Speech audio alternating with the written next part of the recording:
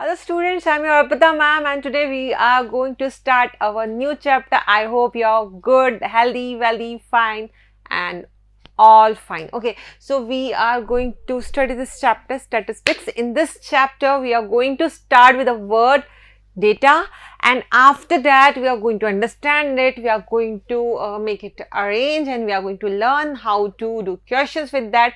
But first we have to understand the basic word of it, and which is all about data. Okay, so let's get started about it, about the introduction part of it. This is all the theory part. Okay, look, if I'm saying to you like you are going to have some function to be organized at your school, and you're going to have some categories of dancing and singing, all these kind of things. Now I'll be asking you, okay, how are you going to organize that, and what will be your what will be your requirement for this? So you are going to go with your senior, discuss with your seniors that okay, in previous year when you were there in this particular class, the class 9th, and you'll be having some functions coming on there, and the responsibilities were on you. So how many students were there, okay, and how many what amount you utilized, all these kind of things. So you were asking questions, you're asking questions to your seniors, and they are replying you for something.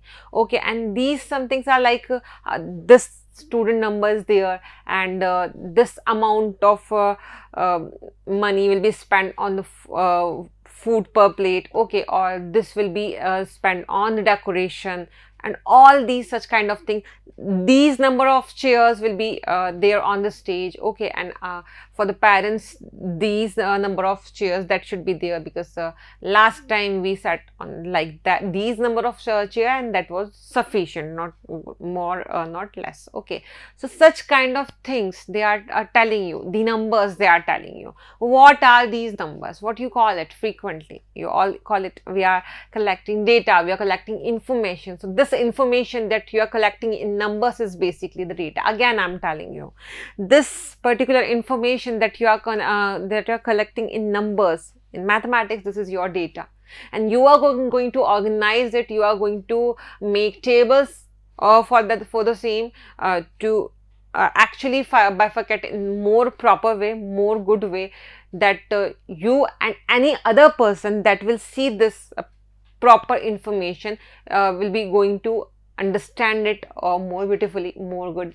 okay, in a more good way. So this is how you are putting these things on. So now you are able to understand that the topic we have just started, what importance it is having, what gravity it's having in our day-to-day life. Okay, and similar to this, we will be having more examples in this, not only about your class, about your what you call it, school, or about your function. It's not all about this, okay. And when you look from a greater perspective, from the city, from country, from throughout the world, then you'll be finding new parameters. Okay, these kind of information, these kind of numbers are also required whenever you'll be watching some news, and reading some newspaper. Okay, and that time what you will be seeing, that they are giving some numbers, some big numbers, that okay, so this billion crore rupees or this trillion crore rupees are they are investing in something. Okay, and these old data, okay, they are based on some information. So this is how this topic works. So this topic is important in that much ground. Okay, now you get that. Okay, so it's the basic of it. Every day we come across a lot of information in form of facts. Okay, I've mentioned that numerical figures, tables, graph, etc. Not in only the numerical figures, but somewhere on the TV and in the newspapers and in some booklets, you always see some graphs. Okay, graphs of it, may be rates, increasing rates of something, or maybe about population. So you see the graphs. Okay, you see the graphs, the figures, the tables, etc. These facts or figures which are numerical or otherwise, collected with a definite purpose. What is important here? that this is collected with a definite purpose are called data. Now, what is data? I'm repeatedly calling this word data, and you might not ask that to me because you're very familiar with this word data, right? This is not a new word for you. In even your computer science, you use this word very frequently, right? So, data is the plural form. Data is the plural form of the Latin word datum. Now, what is datum? It's like datum. Okay, so data is basically gathering some information. This particular information is the form of data. Okay, right. Now, the word statistics appears to have derived from, again, the word statistics appears to have been derived from the Latin word status. Now, what does status mean? It is something sounding like a political one, and that's correct, true. So, a political state. In its origin, statistics was the collection of data on different aspects of life of people useful to state. So, if it is useful to state, it's having a political impact for sure. Now, over the period of time, however, its scope broadened and statistics begin to concern itself not only with the collection and presentation of data but also with the interpretation and drawing on inference from the data. That means we are having some sort of information in the form of data, and when we are analyzing them, when we are sorting that data, we are getting some sort of conclusion from that, and because this conclusion is based on some numbers, this conclusion has to be actually very authentic. Okay, so this is the importance, this is the beauty of statistics. Okay, right? Are you able to understand? Because this is the chapter you are going to study in 9th, and the further part after that wala part, okay, that you are going to study in the class 10th of yours. So you have to go very good with your basics in this class 9. Okay, so from the data, statistics deals with the collection, organization, analysis and interpretation of data. Okay, now this is about this complete thing, data. Okay, now you understand it better. Now the second thing is collection of data, and be very clear about it. We are going to have an activity performed on that collection of data. We are going to have that, and with that activity that will be very easy for you guys to understand, but you have to perform the activity. As I'm saying, you are going to do that, okay, with your friends, right? Okay, so what is the activity here? Let's have a look, and we'll be having a clarity in mind how to do the collection of data. Okay, and what are the types of data? You're having basically two types, secondary and primary, obviously primary and secondary, but what you will call as a primary data, what you will call as a secondary data, that we also we will be able to understand in the end of the activity, right? Okay. Now the activity is what? We have to divide the students of our class into 4 groups. So what you are going to do, you're going to call your phones, and you are going to have 4 groups. Okay, now for the each group you're having you're going to have some kind of work. What is this? Height of 20 students. You're going to have in written, you are going to handle me the heights of 20 students of your class. Then number of absentees in each days in your class for a month. Okay, and the third is number of members in the families of your classmates, right? And the fourth one is heights of 15 plants in or around your school. Okay, if I'm asking you to do so, if you are going to do so, your friend is going to do so, the same things. Okay, let's suppose the 4 groups can be replaced by 4 friends. You 4 friends will be doing the same things, or all will be having some different method. Okay, let's talk about the one-on-one. That first thing, heights of 20 students of your class. If one of your friend is very over smart, not smart but over smart. What he's doing, and you know he does that, you're having a friend of you whose name is Rahul, and this Rahul, what he does, like he'll be telling you, okay, just you go and tell me, you know, any 20 students height, and you're going to collect, you are going to ask these friends of yours, okay, what is your height, and they'll be going to tell you again with the 20 students.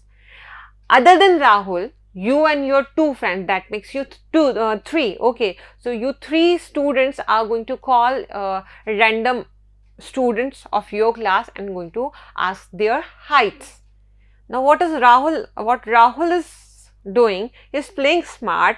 He's gonna call you all three and he's going to tell you that I'm your friend, you have to help me, I was having that work, and then he'll be collecting data from three of you, okay, and he'll be having some heights from you, some from your first friend, some from your second friend, okay, so he's using the data of yours,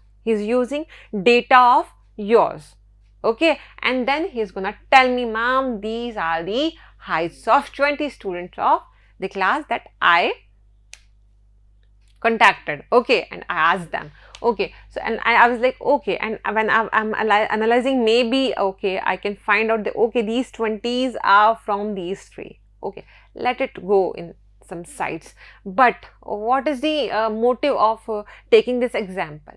That you three, other than Rahul, you three, what you did, you contacted each and every student, okay, 20 student, you contacted 20 different student and asked them.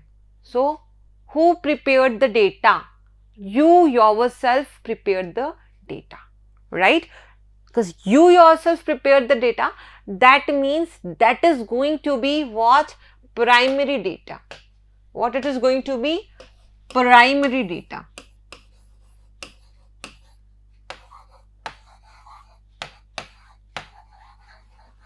Now what Rahul did, okay, now what Rahul did, Rahul just simply collected data from some source, okay, where data has already been collected.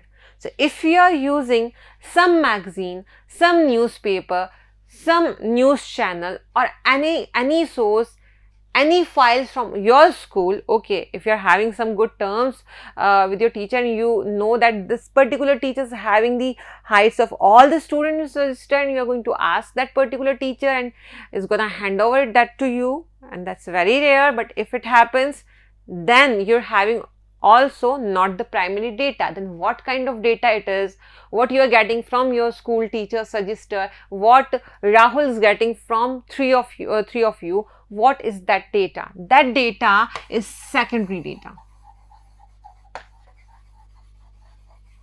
because the primary data was the actual data that someone collected, okay, from directly collected, okay. So when you were contacting each and every student of your class, 20 students of your class, and asking the heights and writing it and then telling me, then that was your primary data. But when you collected it from your school teacher, or your friend Rahul collected it from three of you, then that was your secondary data. So there is a difference between primary and secondary, and you got that, okay. So Rahul make you understand that what is the secondary data. Thank you, Rahul. Now, the second thing, number of absentees in each day in your class for a month.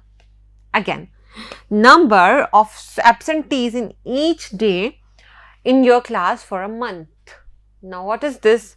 How can you know if you are not aware of it? If I'm asking at the end of the month that, okay, I want the data of all the absentees, what you are going to say? Ma'am, how can we know? Then after that, I'll be saying to you, okay, ask each and every student. You're going to ask E1, but maybe you end up listening from someone that I even don't remember that on what day I came and I absent on what date. So that can be kind of messy. So what you can do, you can just ask a teacher for your his or her attendance register, and you can just confirm that, like, okay, on these particular days these students came and these were the absentees. Okay, so from there you can collect the data. Now what kind of data will it be? It will be definitely, yes, what kind of data? Secondary data. So that will be kind of secondary data. Now number of members in the families of your classmates. Now it's a very direct question. You can you can just know that by if you are having 4 or 5 friends of yours and you know the family just a little bit, then you can easily tell, okay, these 4 or 5 students are having these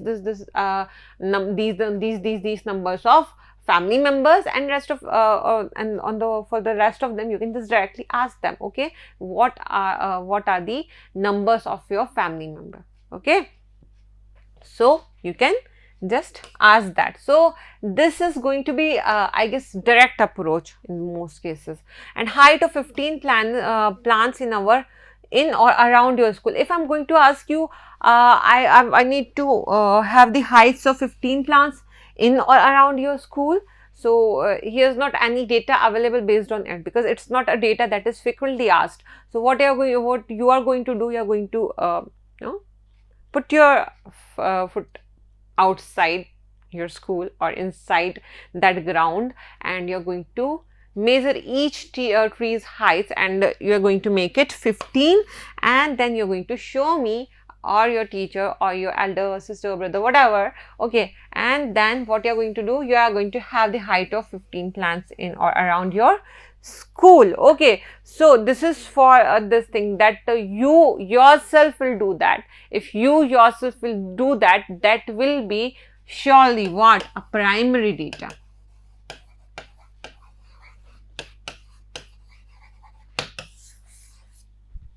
Understood the difference? Okay, so in the activities, and you are now very understandable about the concept of data. First, second, the primary data, and the third, which is the secondary data. Now after that, you also after this lecture, you also confirmed with what is basically the data and what is statistics. Statistics is nothing but the organized study of these data, and we are going to do it with the help of some tables, okay, in letter section. Okay, so this is about that, and this is about today's lecture, and I hope you understand very well what the data is and what is primary and secondary data. So this class is over for today, and we are going to meet in today next session, and we'll be talking about some questions, some numericals based on the same. Okay, so take good care of yourself and keep watching, keep listening to our lectures, and have a good life. Bye bye.